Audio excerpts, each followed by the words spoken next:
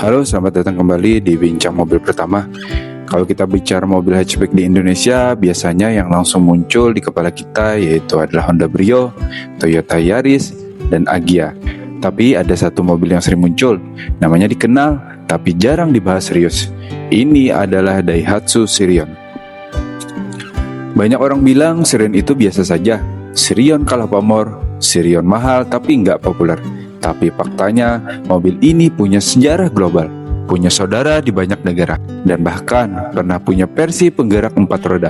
Di video ini kita bakal bahas Daihatsu Sirion secara lengkap dan jujur, mulai dari sejarahnya, mesin dan kenyamanannya, kelebihan dan kekurangannya, sampai satu pertanyaan penting. Apakah Daihatsu Sirion masih layak dimiliki di zaman sekarang? Tonton sampai habis karena bisa jadi pendapat kamu tentang Sirion bakal berubah setelah video ini. Daihatsu Sirion pertama kali lahir tahun 1998 dan sejak awal mobil ini bukan diciptakan khusus untuk Indonesia. Di Jepang, mobil ini justru dikenal dengan nama Daihatsu Storia, lalu berkembang menjadi Daihatsu Bun. Nama Sirion sendiri digunakan untuk pasar global, terutama Eropa dan Asia, yang artinya Sirion ini sejak awal dibangun dengan standar internasional. Bukan mobil lokal yang hanya disesuaikan. Sirion diposisikan sebagai mobil yang kecil, yang efisien, yang nyaman, namun tetap fun to drive. Dan ini penting, Daihatsu ingin Sirion menjadi mobil perkotaan yang cerdas, bukan sekedar mobil murah. Ini adalah salah satu keunikan terbesar Daihatsu Sirion. Satu platform, satu konsep, tapi dipakai oleh banyak merek besar, yaitu Toyota Passo, Toyota Duet, Subaru Justy, dan Perodua Maipi. Dan Daihatsu Sirion sendiri. Khusus di Asia Tenggara, Perodua Maipi adalah kembar identik dengan Daihatsu Sirion yang kita kenal di pasar Indonesia. Fakta menarik lainnya, Perodua Maipi adalah mobil terlaris di Malaysia selama bertahun-tahun. Artinya platform Sirion terbukti laku, teruji jutaan unit, dipakai harian oleh banyak orang. Di Indonesia, Sirion memang bukan bestseller, tapi dari sisi kualitas dasar, mobil ini bukan eksperimen gagal. Sirion masuk Indonesia sekitar tahun 2007. Sayangnya, sejak awal posisinya agak nanggung. Ini adalah alasan mengapa Sirion kurang laku di Indonesia. Faktor yang paling besar, Daihatsu Sirion berada di posisi yang cukup nanggung, lebih mahal dari LCGC seperti Agya dan Ayla, dan lebih kecil daripada hatchback yang lebih besar seperti Yaris dan Jazz. Akibatnya, pembeli mobil murah lebih memilih LCGC, sedangkan pembeli hatchback yang lebih mapan lebih memilih Toyota Yaris. Sirion jadi terjepit di tengah, padahal fiturnya sebenarnya lebih oke. Alasan yang kedua adalah image Daihatsu sebagai mobil yang cukup murah. Secara brand, Daihatsu di Indonesia sudah terlanjur kuat dengan image mobil yang irit, mobil keluarga, mobil ekonomis. Sementara Sirion bukan LCGC, namun harganya tidak terlalu murah saat rilisnya. Targetnya anak muda. Masalahnya, orang yang punya uang biasanya tidak begitu melirik Daihatsu, tapi langsung ke Honda atau Toyota. Ini murni masalah persepsi, bukan kualitas. Alasan yang ketiga adalah desainnya yang kurang menarik di pasar Indonesia. Di generasi pertama terasa kurang menarik, cenderung bermain aman, tidak begitu jelek namun tidak juga begitu mencolok. Di Indonesia, hatchbacknya laku biasanya terlihat lebih sporty, seperti Brio RS dan Toyota Yaris yang terlihat lebih besar, atau terlihat lebih murah seperti LCGC. Sedangkan Sirion desainnya terlalu kalem, akibatnya kurang jatuh cinta di pandangan pertama, dan kurang viral serta kurang bahan sebagai flexing. Alasan yang keempat, menurut pribadi saya, Daihatsu Sirion jarang dipromosikan secara serius. Coba bandingkan dengan Honda Brio yang iklannya begitu masif, seperti balap dan lifestyle, Toyota Yaris, motorsport, dan anak muda. Sedangkan Agya dan Ayla dipromosikan secara terus-menerus seperti kemurahannya dan keiritannya. Sedangkan Sirion jarang iklan di TV, jarang campaign besar, dan jarang diangkat influencer otomotif, sehingga Daihatsu Sirion sedikit terlupakan. Alasan yang lain adalah harga bekasnya yang menjatuh. Ini adalah efek domino.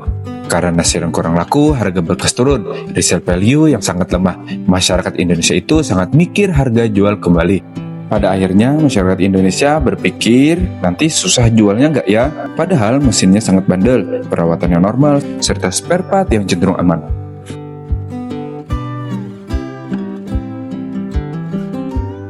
Sirion itu bukan mobil buat gaya atau performa. Sirion itu nyaman, halus dan irit dan enak dipakai untuk harian. Namun bukan mobil yang gelut, bukan mobil yang buat dimodif dan bukan buat mobil pamer. Di era konten dan media sosial, mobil yang biasa tapi fungsional sering kalah pamor. Jadi pertanyaannya, apakah Sirion mobil yang gagal? Tentu tidak. Sirion itu mobil yang rasional, mobil yang nyaman, mobil global platform, dan mobil yang sebenarnya matang. Menurut saya, jika kalian ingin membeli mobil pertama, saya sangat menyarankan Daihatsu Sirion sebagai salah satu hatchback yang perlu dipertimbangkan. Di Indonesia, Sirion hadir dengan mesin 1,3 dan 1,5 bensin, tenaga sekitar 95 sampai 105 horsepower, torsi yang cukup untuk stop and go. Karakter mesinnya tergolong halus dan tidak berisik, serta nyaman dipakai untuk harian. Ini bukan mobil balap, tapi mobil yang enak dipakai saat macet, enak dipakai saat jauh, dan tidak bikin capek. Untuk transmisi CVT-nya juga halus, cocok untuk kota, minim hentakan. Dan ini yang tidak kalah penting, konsumsi BBM-nya di dalam kota bisa mencapai 12-14 km dan di luar kota bisa mencapai 18-20 km lebih. Fakta yang lain yang bikin mengejutkan banyak orang yaitu di Jepang, Daihatsu Sirion pernah punya versi AWD atau 4WD, digunakan di daerah bersalju. Bayangkan, hatchback kecil, mesin kecil, tapi roda depan dan belakang sama-sama bergerak. Ini membuktikan platform Sirion cukup kuat, engineeringnya cukup serius, dan bukan sekedar mobil murah. Masuk ke interior, hal pertama yang terasa, posisi duduk terasa sangat nyaman, dashboardnya yang rapi, dan visibilitas yang luas. Fitur yang biasanya ada seperti start stop engine, keyless entry, AC digital, head unit touchscreen, kamera parkir, dual airbag, dan ABS dan EBD. Untuk hatchback yang kecil, ini terasa cukup mewah. Kursi belakang masih ramah orang dewasa, tidak terlalu terasa sempit, dan cocok untuk keluarga yang kecil. Sejak di awal kedatangannya pada tahun 2007, Daihatsu Sirion sendiri sudah mengalami beberapa kali facelift. Facelift pertama Sirion di Indonesia terjadi sekitar tahun 2008. Perlu dicatat, ini adalah facelift yang ringan, bukan perubahan yang besar.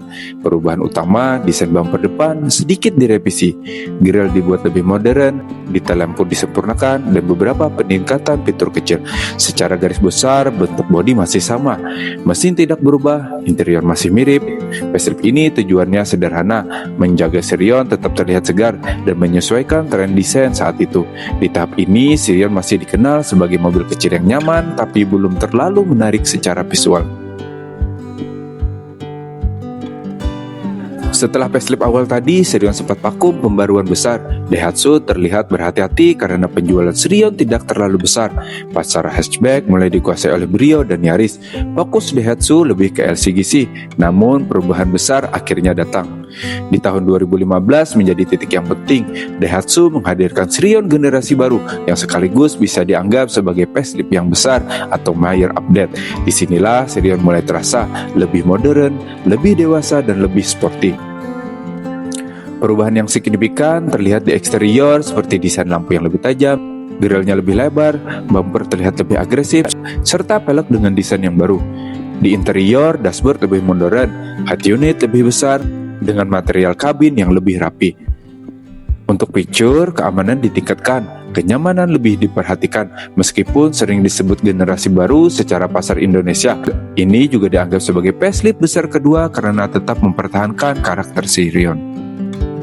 Facelift terbaru Sirion di Indonesia hadir di tahun 2022, dan inilah facelift yang paling mudah dikenali. Di eksterior, lampu depan lebih pipih, grill lebih besar ala mobil modern, dan bumper lebih tegas. Kesannya terlihat lebih sporty dan lebih kuat. Di interior, tampilan dashboard lebih kekinian, head unit yang lebih modern, dan penataan fitur lebih rapi.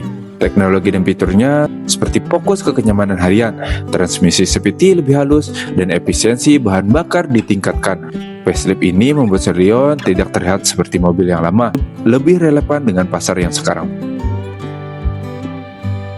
Secara umum, Daihatsu Sirion di Indonesia sudah mengalami 3 kali facelift utama, dengan rinciannya facelift pertama di tahun 2008 dengan penyegaran yang ringan, dan pacelip kedua di tahun 2015 dengan terjadi perubahan yang cukup besar. Perubahannya terasa cukup besar atau mayor update, dan pacelip yang ketiga pada tahun 2022 tampilan lebih modern dan fitur terbaru.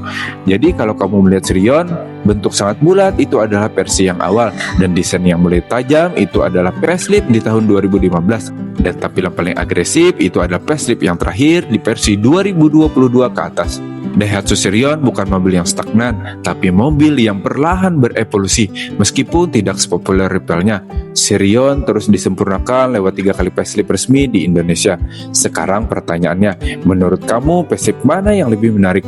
Sirion lama, tengah, atau yang terbaru? Daihatsu Sirion sebenarnya bukan mobil yang jelek, tapi mobil yang sering diremehkan. Di balik bodinya yang kecil, Sirion punya sejarah panjang, teknologi global, dan kenyamanan yang layak diperhitungkan. Kalau menurut kalian, Daihatsu Sirion ini adalah salah satu hatchback yang underrated atau memang kurang menarik? Tulis pendapat kalian di kolom komentar, dan jangan lupa like dan subscribe dan share ke teman kalian yang lagi cari mobil hatchback. Sampai ketemu di video berikutnya, dan sampai jumpa kembali, serta salam bincang mobil pertama.